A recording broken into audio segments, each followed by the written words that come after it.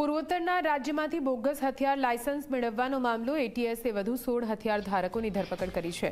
અમદાવાદ, સુરત, બોટાદ, સુરેન્દ્રનગરના હથિયાર ધારકોની ધરપકડ, 15 જેટલા હથિયારો અને કાર્ટીજ જપ્ત કરવામાં આવી। કૌભાંડ મામલે 108 લોકો સામે ફરિયાદ થઈ છે। એટીએસે અગાઉ 7 આરોપીની ધરપકડ કરી છે। આરોપીઓ 5 થી 25 લાખ રૂપિયા લઈ હથિયારનું બોગસ લાયસન્સ મેળવી આપતા હતા। જૂના લાયસન્સમાં ગેરરીતિ કરીને બોગસ લાયસન્સ મેળવ્યા હતા। આ આખું કૌભાંડ સુનિયોજિત રીતે ચાલતું હતું। ગ્રાહકને આકર્ષવા માટે ધાર્મિક પ્રસંગ અને લગ્ન પ્રસંગમાં આરોપીઓ હથિયાર શો ઓફ કરીને ગ્રાહકોને આકર્ષતા। 16 આરોપીઓ અલગ અલગ આરોપીઓના સંપર્કમાં હતા। હરિયાણાના ગન શોપ ધારકે બધાને લાયસન્સ કઢાવી આપ્યા હતા। નાગાલેન્ડના કોઈ અધિકારી કે કૌભાંડમાં શામેલ છે કે નહીં તેની પણ તપાસ કરવામાં આવશે। ये 7 आरोपीना 11 दिवसना रिमांड था।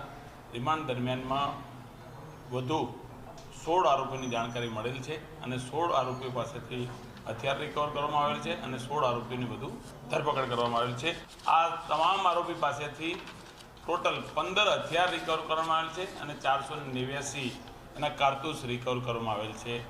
આ આરોપીઓ પાસે બોગસ લાયસન્સ મળી આવેલ છે અને આ હથિયાર પણ રિકવર કરવામાં આવેલ છે, જે પંચના વિગતે કબજે કરી અને આરોપીઓની રાત્રે 1 વાગ્યાના સમયમાં ધરપકડ કરવામાં આવેલ છે।